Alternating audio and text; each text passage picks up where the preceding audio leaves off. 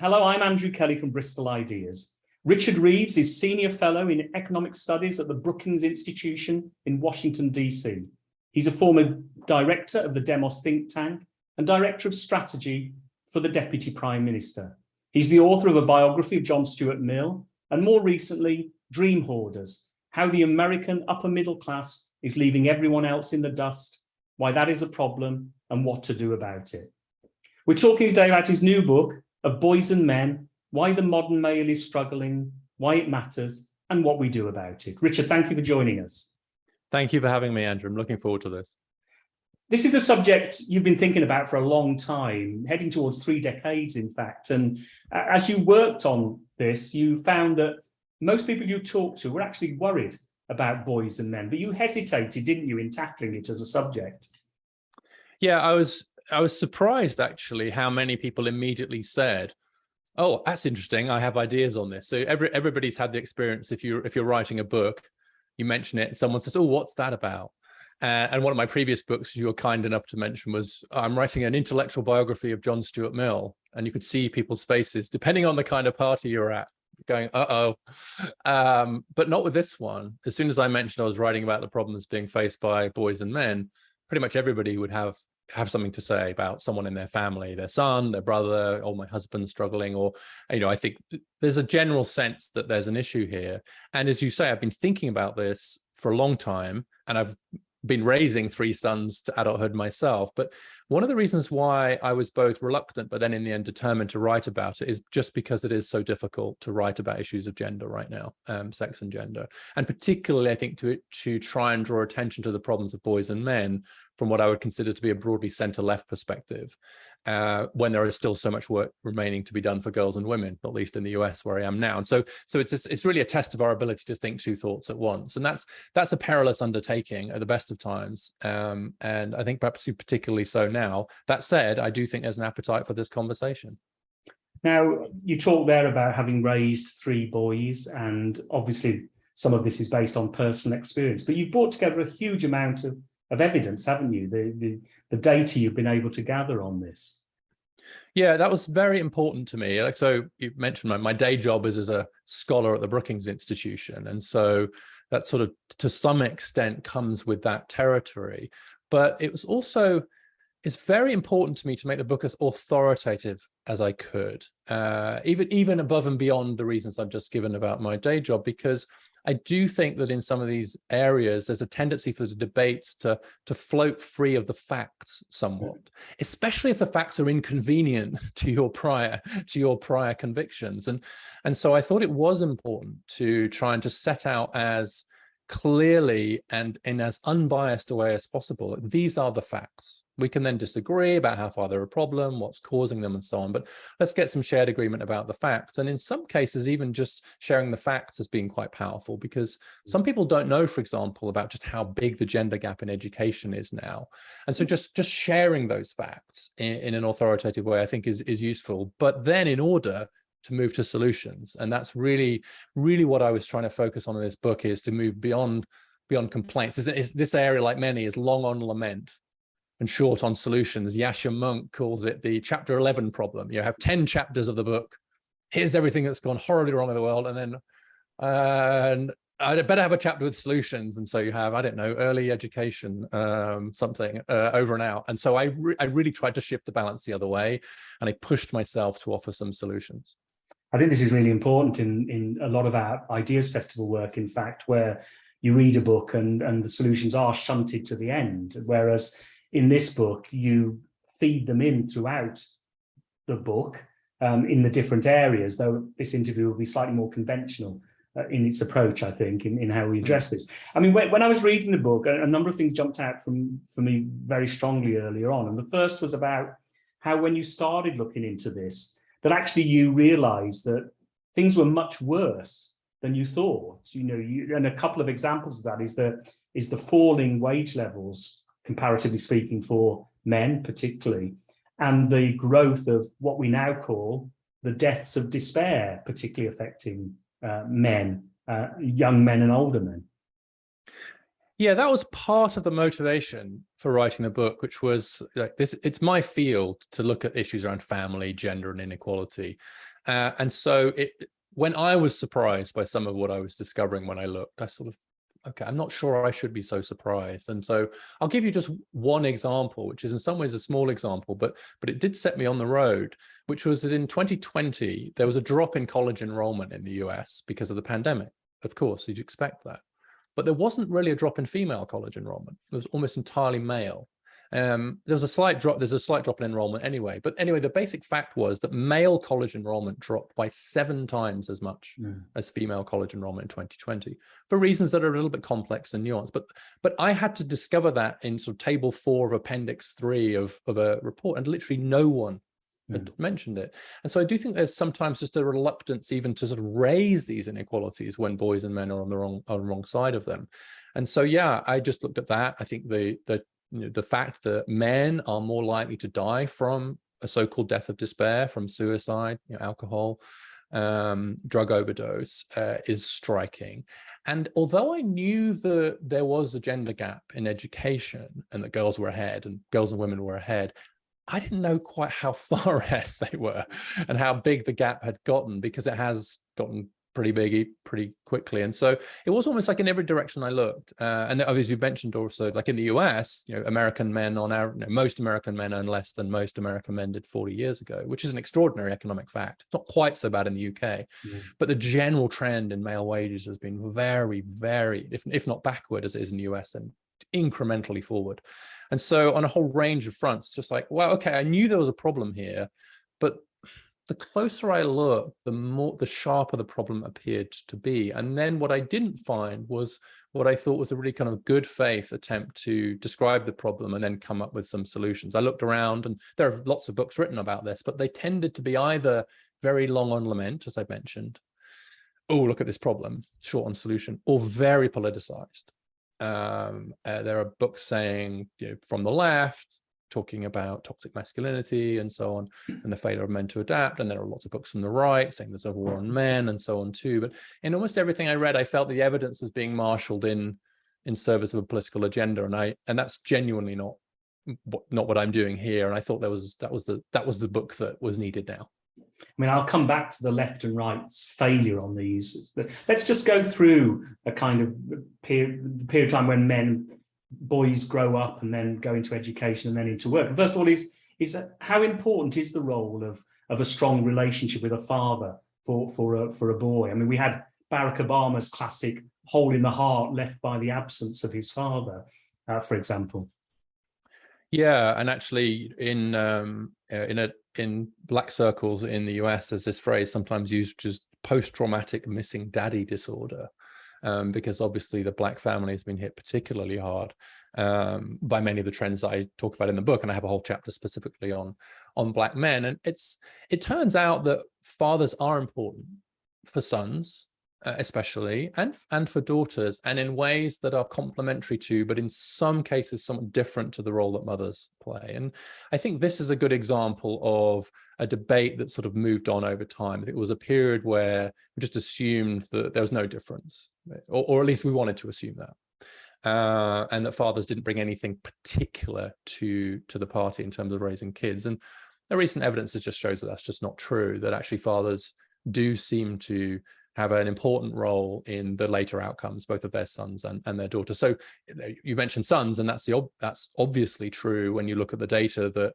boys who don't have a strong relationship with their father do much worse in school, much less likely to go to college, and in particular, much more likely to engage in risk-taking activities that put themselves or others in danger. And so there's something about the socialization process, particularly of adolescent boys, where fathers seem to play an important role. But it's not just sons. I mean, there's one pretty good study that shows that the mental health of women at the age of 33 is partly predicted by the relationship with their father at the age of 16.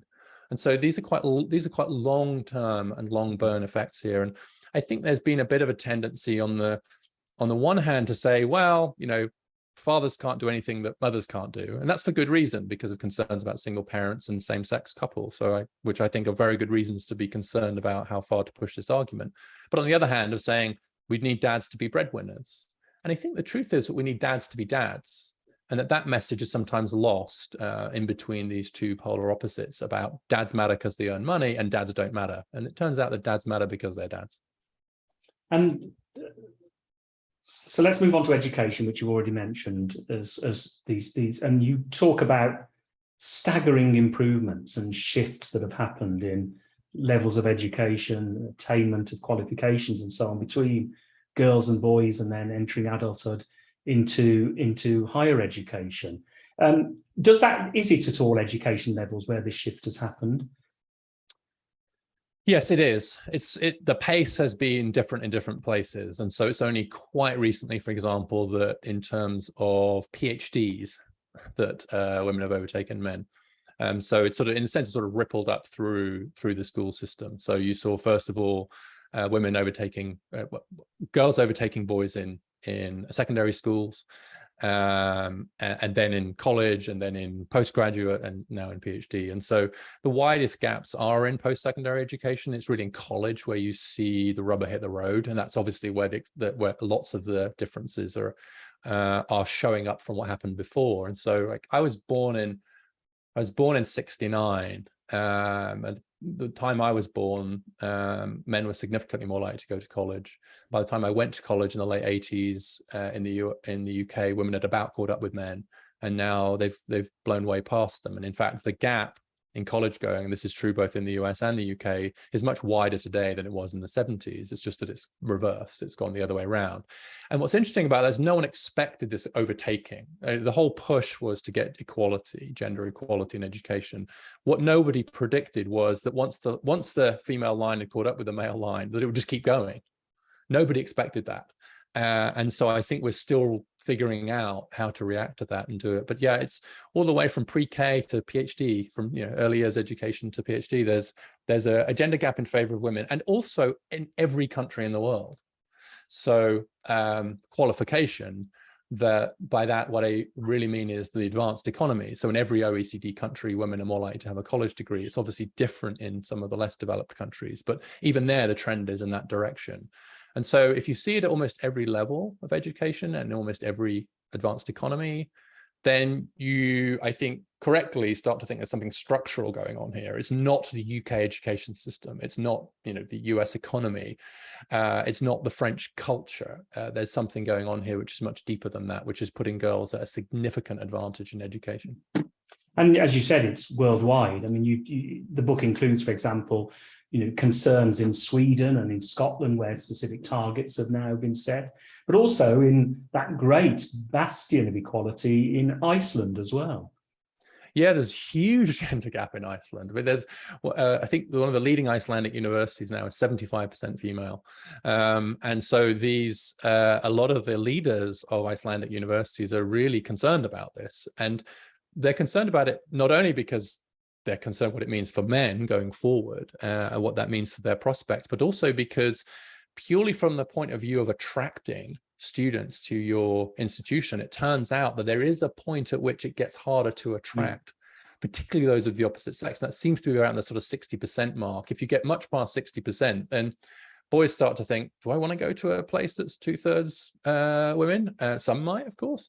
And even girls, young women start to think, well, I'm not sure I want to go to somewhere that's 2/3 women. So there's this real concern to try and keep that balance. And so what actually sometimes happens is a little bit of affirmative action is being employed to get more boys in. But interestingly, in some of the most equal countries in the world, including places like Iceland and Scandinavia, that's where you find the biggest gender gaps in education. That's where the women have really, really gone way past men. It's huge in the UK and the US too. But interestingly, it's these, they're very gender equal in many ways, but actually they're becoming more unequal in other ways on this education front. And you talk in the book about the importance of biology to thinking about these things. Just take us through some of those ideas. Yeah, again, this is just really struggled with how much to do on this, because again, it's a very freighted subject. And the reason I decided to do it in the end is because I do think there's space here for an attempt to weave your way through the extent to which are men and women really different, and if so, in what ways, and if so, in what ways that matter. And that crucial, I think, that third part of it. And I'm afraid that there is, again, it's easy to play this game, but in this case, it's true that There are some that say, oh, there are really no differences at all. We're still basically blank slates, and it's socialization. And then, of course, you get on the other side, people using biology to basically justify discrimination and inequality, which is what the first side are afraid of. But there are a number of areas where there just are genuine differences between males and females, in particular the three I focus on, because I think the three biggest are around potential for aggression, and that's, I think when 95% of the homicides are committed by men, it's hard to think that's all socialization around the world, that is. And then in terms of risk taking, both in a positive and a negative sense, obviously there's a big difference there. And in sex drive, there's a difference there too. And so what the question is, like, how much do those matter? And I think that they might matter just in terms of how you interpret patterns. They don't matter in terms of how you should treat an individual. It's very important that we don't change how you treat an individual. It's secondly very important to realize that these distributions overlap and that these are average differences. So it doesn't really tell you anything about an individual. And thirdly, by and large, those aren't differences that matter all that much. You know, I say in the book something like, the greater potential for aggression that men have on average, and every word in that sentence is doing some work, may have been more useful to me in Sparta 3,000 years ago, but it's not very useful at the Brookings Institution. It's just like, or perhaps this is a different kind of aggression, you might say, but like, it's like the potential for physical aggression, and probably not much use to you, Andrew, in the work that you do. And so it's just doesn't, like, it's like, it's there. It is a switch that can be flipped if necessary. And we could talk about Ukraine potentially, but it doesn't matter. And most of the same with the others, except in how we sort of think about the patterns of behavior. And then I'll say that, and maybe we'll get to this, but the thing that's lost in this is that the single biggest and uncontroversial difference between the development of men and women, or rather of boys and girls, is not how their brains develop, but when they develop. Girls are about 2 years ahead of boys in adolescence, and that has serious consequences for the gaps in education we just talked about. And that's not really discussed. By the time we get to 25, most of those differences have eroded, and they become trivial in I think, largely inconsequential, but they matter at 15. Well, this is one of the key solutions we'll come on to that you discuss. And just one really important thing, I think, over the past, it's difficult to determine now how many years, but has been the growth of girls and women involved in STEM subjects. I remember when I was at university, I went to Bradford University, and I'm a social scientist, but I knew the engineering students there. And I think there was only one woman on the engineering course at that stage. Now, I tried to find comparable figures today. I couldn't get them, but there's certainly significantly more, and significantly more projects underway to encourage even more girls to go from school into engineering. But that has been a significant shift as well, hasn't it? Yeah, it's been huge, and it hasn't happened by accident. I mean, so STEM's very important, both, you know, for our economies generally, and then secondly, a lot of those STEM jobs are actually pretty good jobs, and quite influential in many cases. And so there did become this huge push, as you say, to get more girls and women into STEM. So in the US, where I have the figures, you know, are more readily available to me, the number of STEM jobs done by women now is 27%, but that's up from less than 10% only a few decades ago. Engineering, it's gone from 3% to a bit above 15%. And so what that tells us is there's still quite a long way to go. And what's happening is there are certain areas where there's been more progress than others. So it's much slower in tech and engineering. Actually, most scientists in the US now are women. Right. Excluding that, and that doesn't include social scientists. Most physical scientists in the US now are women, and so that's just a huge change, a dramatic change, just in the space of decades. But it didn't happen by itself. It happened because of concerted efforts by governments, by philanthropists, by educational institutions, to really promote how important this was, to have role models, to have scholarships, to have a series of national efforts on the part of institutions to really try and break down some of these barriers that there were for girls and women. And it's been hugely successful. I think we should take great pride in how far that's changed in such a short period of time, even since, as you say, since just in the last few decades since you were in university. And that's a blink of an eye in many ways in terms of time. It may not always feel like that when it's happening, but like that's been an extraordinary success. Yeah. I mean, we've been involved in work in this area. We believe culture is about both arts and sciences, and we were involved in a project called Bristol Science City, where one of the chief aims was to encourage more interest in scientific subjects. And other projects we've run, for example, we did a big project on Isambard Kingdom Brunel for the 200th anniversary of his birth. And of course, a lot of his work was in Bristol. And one of our aims there was to try and encourage more, particularly girls at school, to get interested in engineering. The sadness of all that was we never had any resources to follow that through and to see whether that was eventually achieved, but certainly in terms of intention.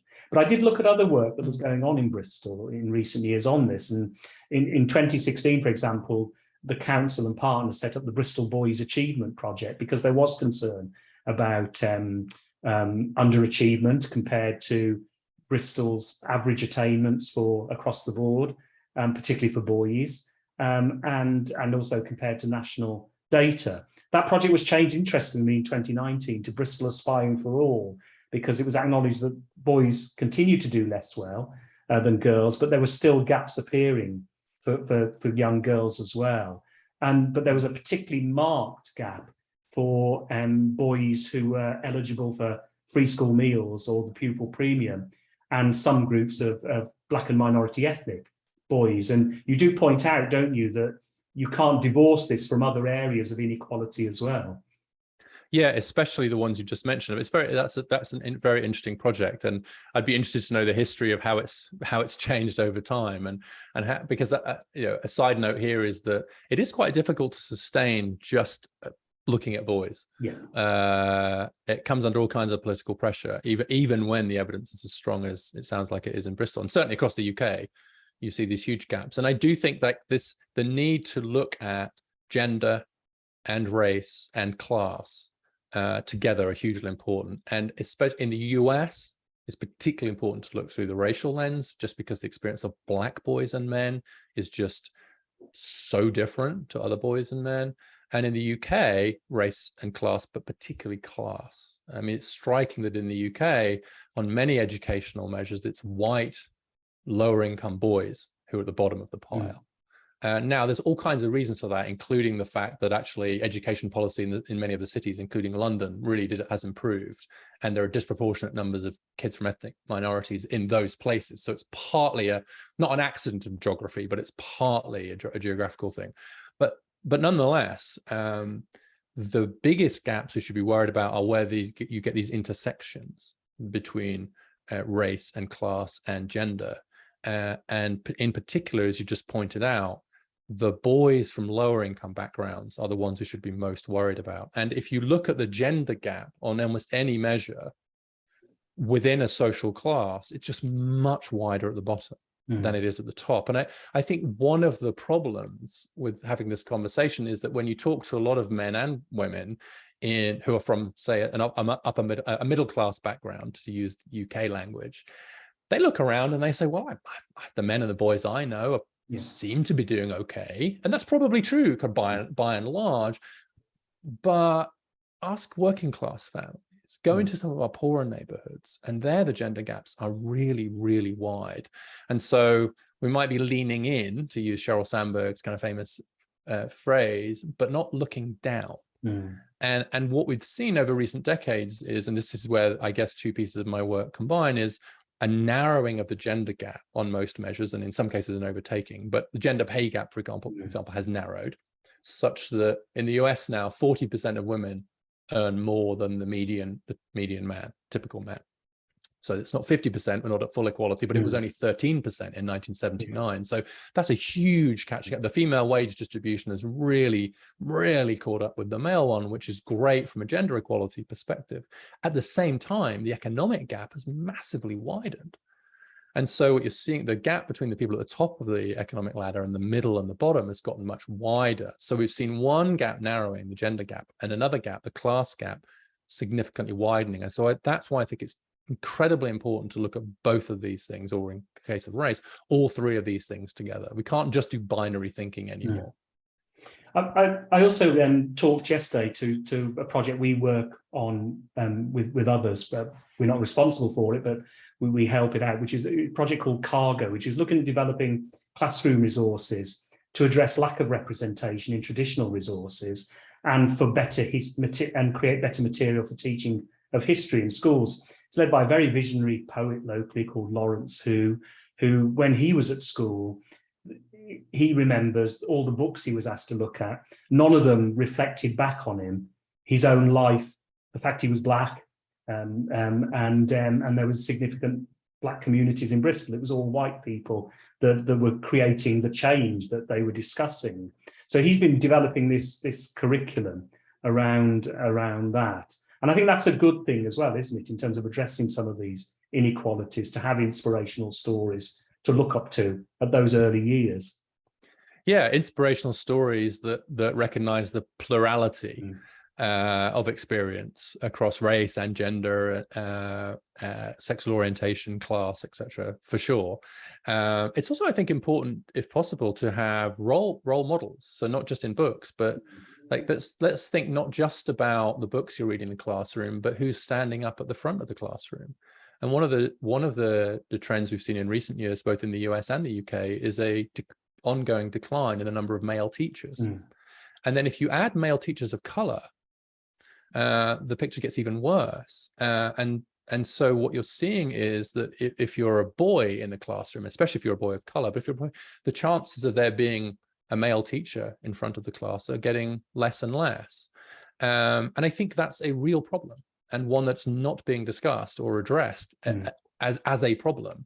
And I think it's a problem for a number of reasons. But one of the main reasons it's a problem is because we want the boys sitting in that class to see men in those roles that they can relate to, and rather than it being such a gendered profession. I mean, it took me ages to persuade my kids that men could be teachers, because it wasn't until they got through primary school that actually they met any male teachers. And primary school in particular is becoming, many primary schools are all female teachers, and I think that that's a problem that we're not addressing. And so again, yeah, male teachers of color. So let's just think about who are the characters on the pages of the book, but who's the person giving you the book to read? That matters just as much. I mean, I think kids in particular, they tend to believe their eyes more than their ears. And that in 2017, Runnymede did a report with various other partners into Bristol's schooling and inequality. And that was exactly one of the points that they identified as a problem, that there weren't enough teachers from minority communities teaching in the schools in the city. Interestingly, I found an old school photograph when I was at school with, and it had all the teachers in the photograph. So I thought I'd count up how many were male and how many were female in 1979. And then I went on the school website to see how many I could work out were female and male now. And it's a staggering change. In 1979, 58% of my teachers at school were male. Now, if I've worked it out correctly on the website, 73% are female. Right. That's a huge, now I know education has shifted and there's more teaching assistants and things like that, but I think that's a staggering shift as well. Yeah. Is that secondary school? Secondary school, yeah. It must have been. When you gave me the first number, I thought that must be secondary school. But yeah, that's not an uncommon story. But again, it's not being discussed. I would be very interested to know, did the Runnymede report talk about male teachers as well as teachers of color? It didn't break it down in that way, and it didn't break it down in terms of boys and girls as well. Now, there may be material underpinning that I haven't seen, but we're certainly going to look into that more. Yeah, I mean, it's interesting that there has been a big push to get more women teaching STEM subjects. And that's part of this push around STEM generally. And there's some pretty good evidence that if you take subjects that girls have traditionally struggled more in, for all kinds of reasons, largely I think around socialization, then having a female teacher really helps. But interestingly, the opposite's true as well. Having a male English teacher turns out to be particularly beneficial to boys. Right. It doesn't seem to matter for girls one way or the other if their English teacher is male or female. In the same way that doesn't seem to matter to boys if their science teacher is male or female. But when you get these subjects where traditionally your sex is a bit behind, having a teacher of the same sex really seems to matter.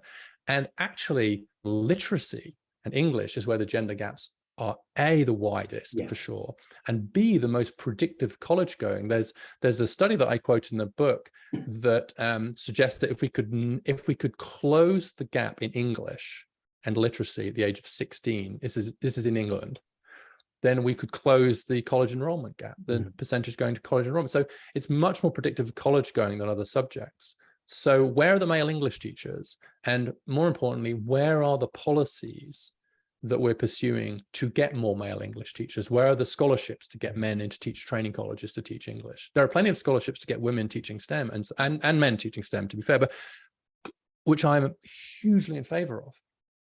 But I want more men teaching literature to boys, because right now there isn't very much of that. And then we wonder why boys are falling so far behind, because they're already behind in that subject. And then they get more female teachers. So take the lessons of the successful STEM campaigns, which you just described, and apply them to boys and men.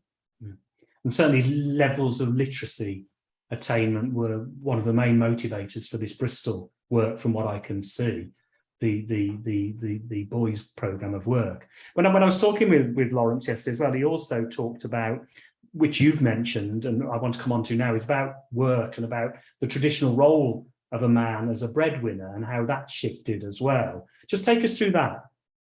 Yeah, I think that's in some ways the biggest change of all in terms of its cultural impact. In the space of a generation, the role of the father in the family has been significantly changed. So my own father was all kinds of things. He was a swimming coach, he was a last-minute academic tutor, he was a chauffeur, he was an advisor, an amazing dad. But his bedrock responsibility, like all the men of his generation, was breadwinner.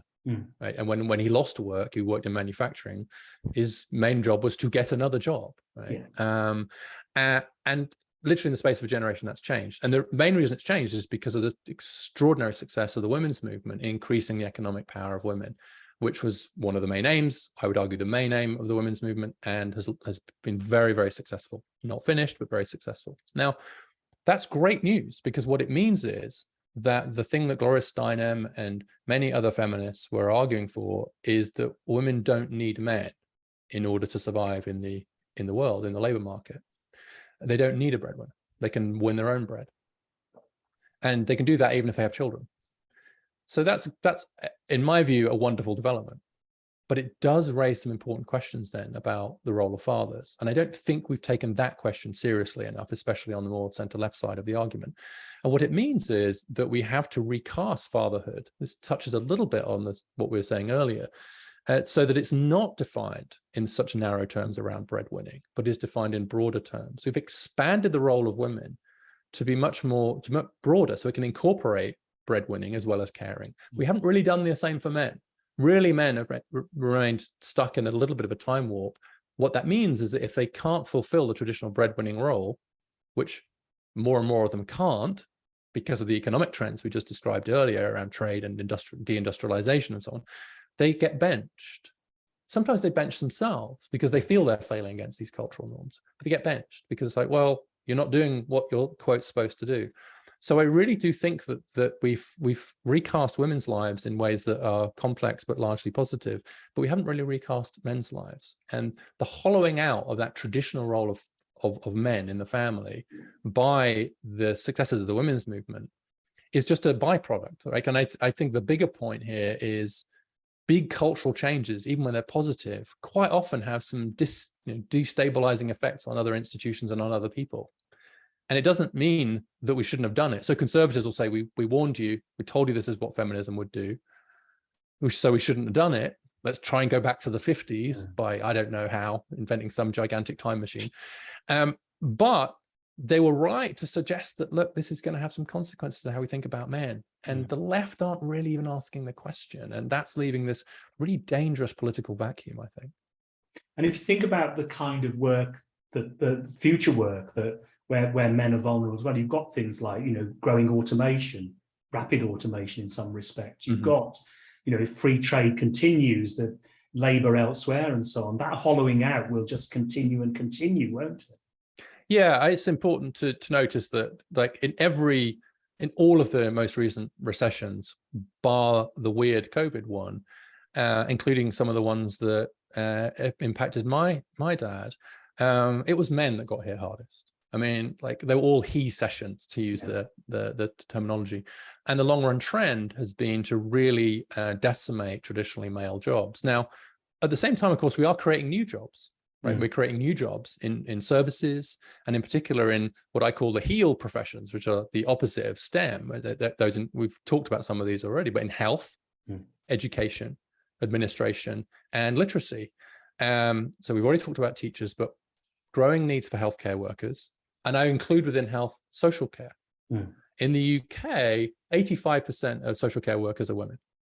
And I know there's been some discussion recently about immigration and so on too. And I should say that I'm very pro-immigration as a general political principle. But we need to stop trying to solve the labor shortages in those areas with only half the workforce.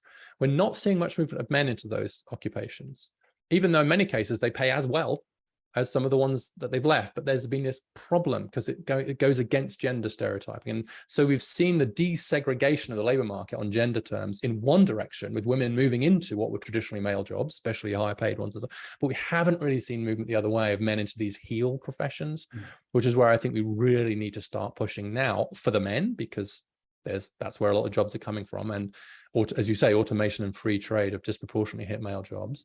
For the professions, because they're short of workers, and for the users of those services. I was just talking to someone recently in the UK, actually, whose dad is in a care home. And actually, it's quite helpful to have male care workers when you need incredibly intimate help, say to go to the toilet. It's actually, and the same the other way around with women. And so it's quite helpful to have nurses. It's quite helpful to have male teachers. It's quite helpful to have male counselors, psychologists. It's good to have a diversity generally, but in most of those professions, there are fewer and fewer men as a proportion of the occupations, not more. So there's 3 reasons why we should really be helping to get more men into those professions: for the men, for the professions, and for the users of them. I was talking with someone who runs a set of care homes in Bristol, and I asked him how many male nurses and carers they had, and they said it's very few. But they certainly want more for the reasons you've said. But they felt that they can't do this on their own. It needs and you talk about this in the book as well, about removing some of the stigmas of those jobs, making them more attractive. Campaigns. He wanted to see campaigns in the media and at schools to say how valuable these jobs were and how they were equally as applicable to men as they are to women. Yeah, I think, just think about the way that we've sent, female scientists, into schools and universities, and in marketing campaigns. We've got, billboards and websites and all kinds of campaigns. Just, there's this brilliant movie, Picture a Scientist, which is all about the women breaking down the barriers of science. Really well-funded, nicely done documentary. We need all of the same the other way. Because, there's a great phrase actually from the women's movement, which is, if you can't see it, you can't be it. And so we need to be sending men who are nurses into schools. We need to be providing more scholarships. We need to have all kinds of encouragement, both around social marketing, but also putting money behind this too. I think in just the same way that we do have some scholarships and subsidies aimed at women into traditionally male professions, we now need them aimed at men into female professions to help break down these gender stereotypes around those occupations, because it's not going to happen on its own. It didn't happen on its own for women into STEM or law or medicine. It happened as a result of a lot of people spending a lot of time and money and effort doing it. The same needs to happen for men getting to these other occupations too. It needs to be intentional.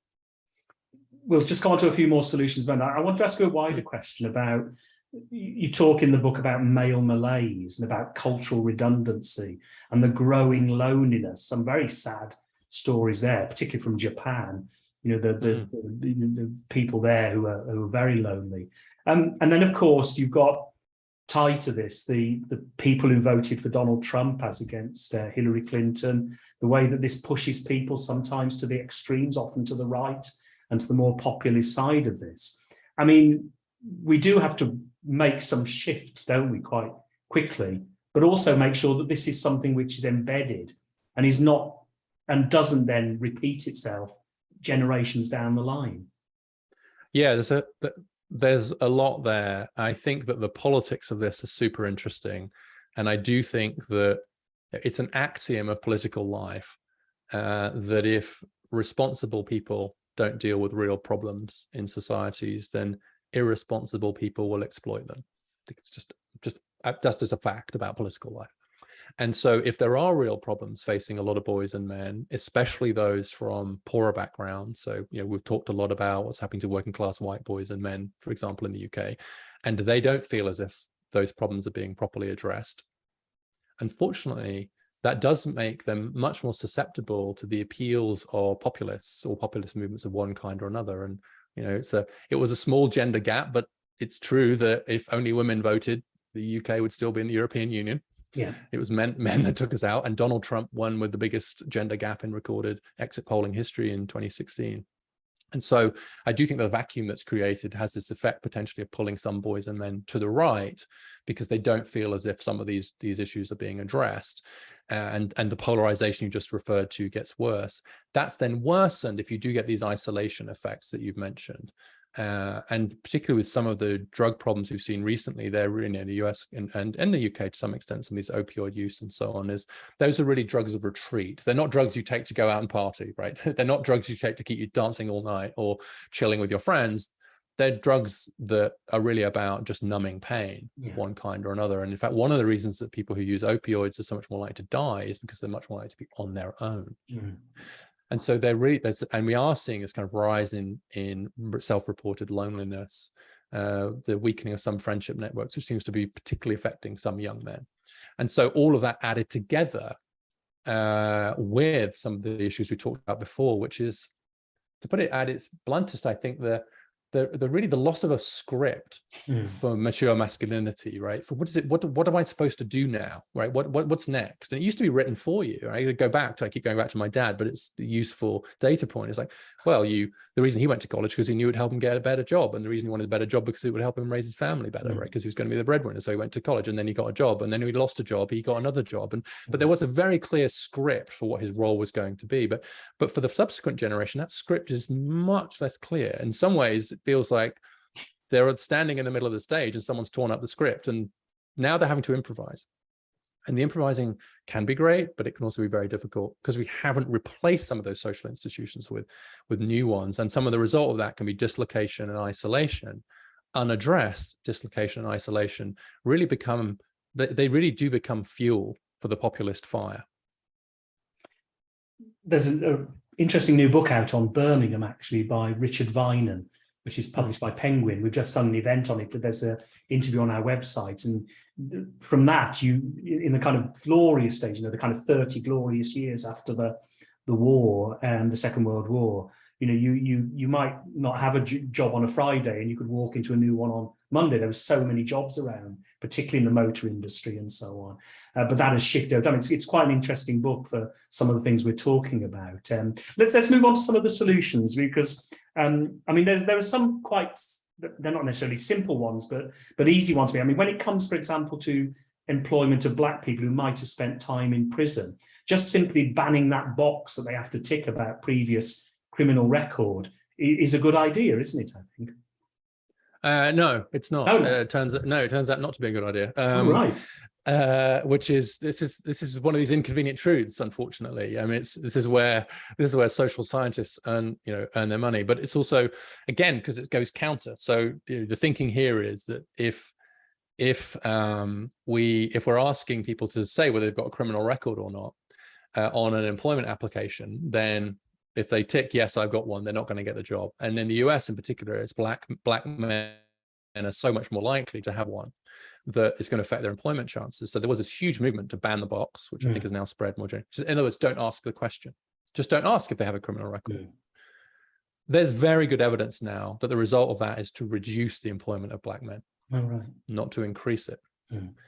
And the reason for that is instructive, which is that because employers are fearful that Black men are criminals, if they can't rule that out with the box, they presume that they might be, so they take the safe course of action and just don't hire any Black men. So an inadvertent consequence of a very obviously attractive policy, which I supported, but robust evaluation shows, oops, had the opposite effect. And again, it's a good example of do we update our priors when the evidence changes? Do we, as Keynes famously said, when the facts change, I change my mind. So I've changed my mind on ban the box because I see the evidence is doing exactly the opposite of what it was intended to do. So we need to do something else. But the deeper problem that you speak to is absolutely right, which is that any kind of like school to prison pipeline is one to be addressed. There are some parts of the US, including the neighborhood that my godson grew up in Baltimore, and I have a whole chapter about Black men, which I start with a story about him. In the small area he grew up in, the small neighborhood he grew up in, the boys who grew up, who were born there in the 1980s, were more likely to be in prison in their early 30s than to be married. The marriage rates were lower than the incarceration rates in that area. And this is obviously the war on drugs, the war on crime, and so on too. The consequences of that are obvious. And so this is where, again, a focus on boys and men is very important. It is boys and men who are disproportionately excluded from school, or suspended, or excluded and thrown out, expelled. It is disproportionately boys and men that end up in prison, or, for one thing or another, which has these consequences. And so these are areas where a male focus is entirely appropriate in public policy, because it is boys and men who are the ones who suffer most if we bungle criminal justice policy. Going on to some other areas, I mean, in early years, you talk about obviously more equal allocation of childcare for one, but also, generous paid leave for mothers and fathers. I mean, I remember my father and my mother and father, they had 5 children, and I can't remember my father having more than a day off in his time. But what would generous mean in this sense? Well, it depends how generous it seems, depends on whether you're saying this from the US or, let's say, Scandinavia. But I think the principle at stake here is that it should be equal paid leave for mothers and fathers, and it should be independent. In other words, it should not be transferable between them.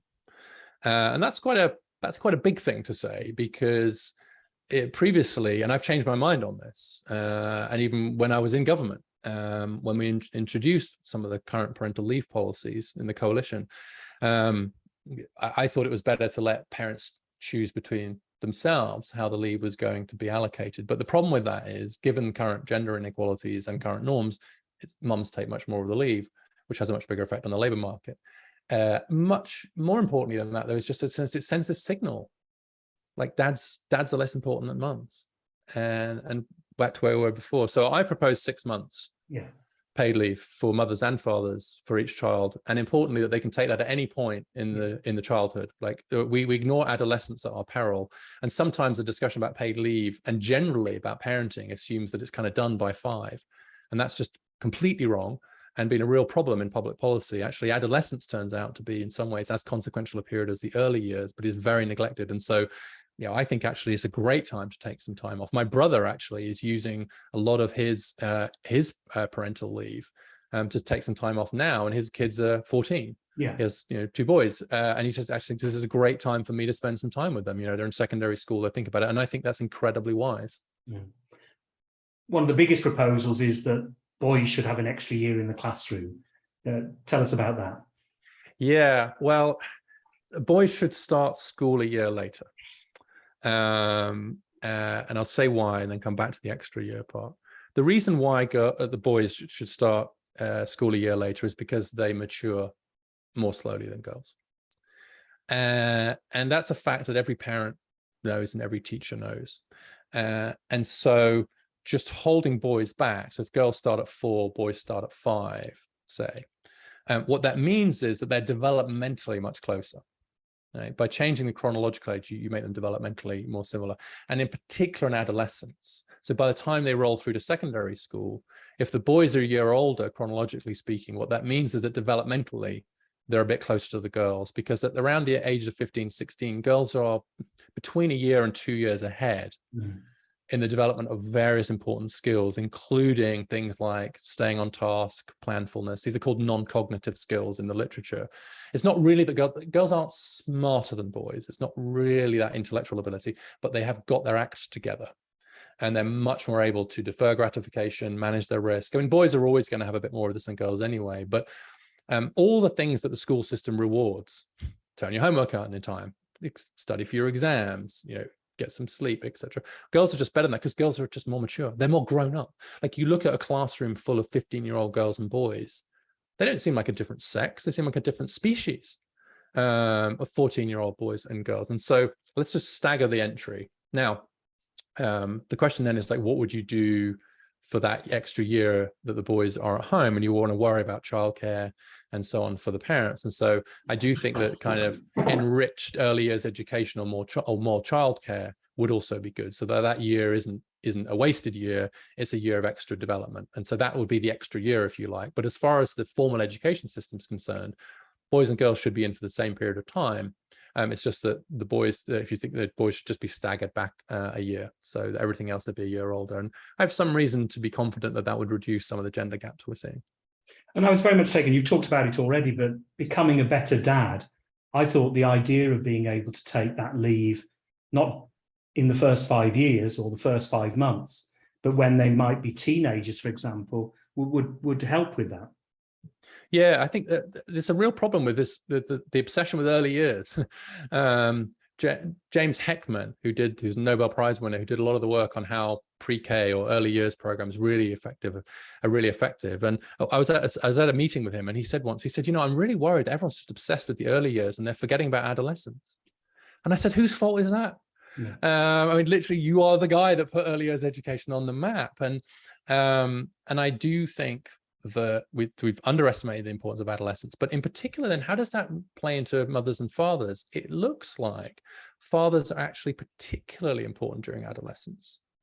And that's because adolescence is a period where the children are starting to push against boundaries, they're sort of learning to be independent and so on. It turns out that dads are pretty good, on average, distributions overlap, at that.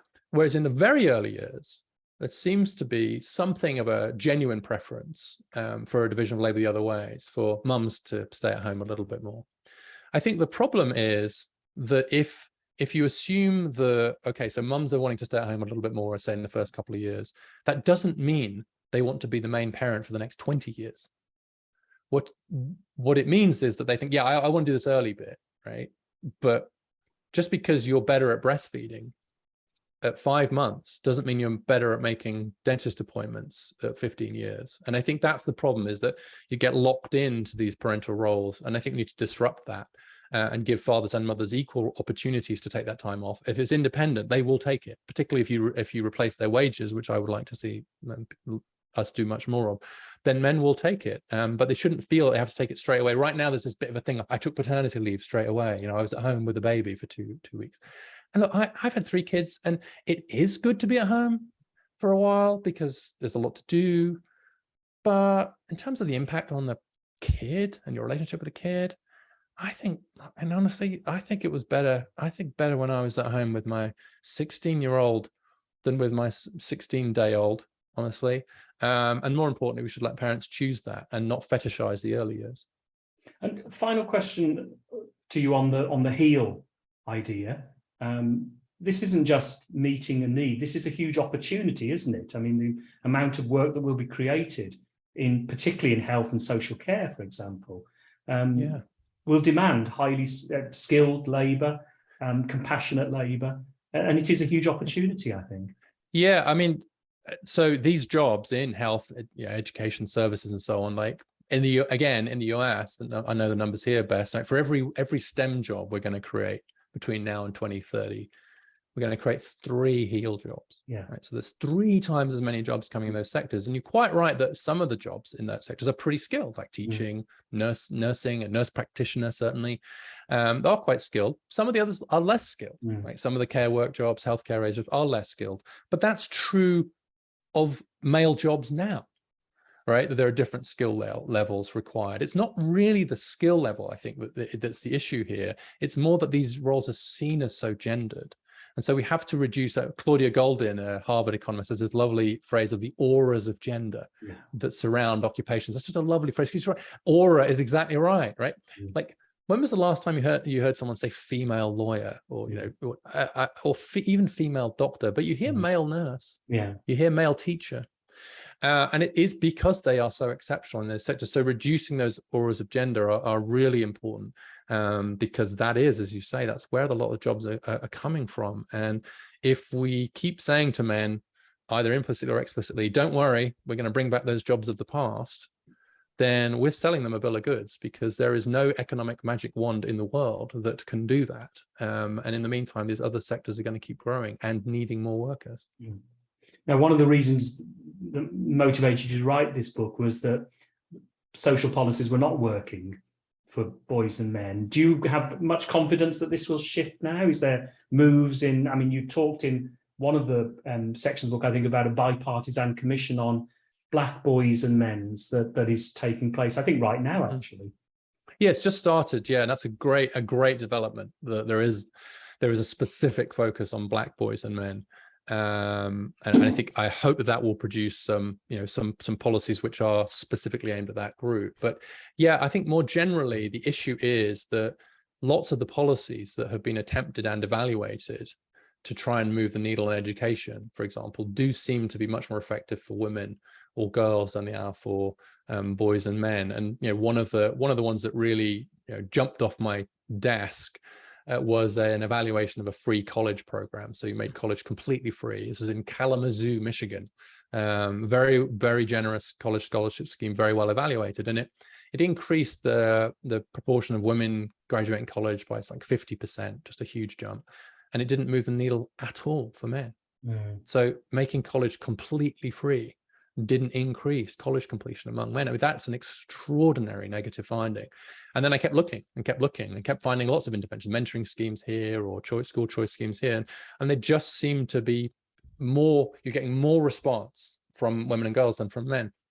And I think that means, first of all, we need to just break the data more and just think, but also like, why? What's going on there? What is it that's making these offers or these interventions more positive for women and girls than for boys and men? I think it's speaking to some of these broader cultural questions about motivation, sense of direction, purpose. I think just like young women now, I do think have quite a strong sense of purpose and direction, and they kind of know where they're going, and that's much less true of boys and men. And I give you a trivial example of one of the things I was really struck by is you take something like voluntary service overseas, and the equivalent in the US, which is the Peace Corps, and there's a domestic equivalent, AmeriCorps. In all of those, there are twice as many women doing that as men. And in fact, in the case of VSO in the UK, 70% are women. Why? No one has a good answer to the kind of question why, but for me, it's something about this sense of ambition and purpose and motivation and drive and oomph, or whatever you want to call it, that I do think is animating a lot more young women than young men now. I think a lot of young men are a little bit lost, a little bit less locked on. And that's why these interventions don't seem to work as well for them. So let's find some that do. And some that do, for example, things like vocational education, apprenticeships and more vocational education, they actually work much better for boys and men than they do for women and girls, which is a reason to invest in them, not a reason to not invest in them because of that gender gap, but because there is a gender gap, because in the rest of the education system, there's a big gender gap the other way around. Well, Richard talks about getting beyond the heat and noise being essential, overcoming left and right failures. There's lots of ideas in Richard's book of boys and men, why the modern male is struggling, why it matters, and what we do about it is out this month from Swift Press. Thank you for joining us, Richard. Thank you for the questions, Andrew. I love the conversation.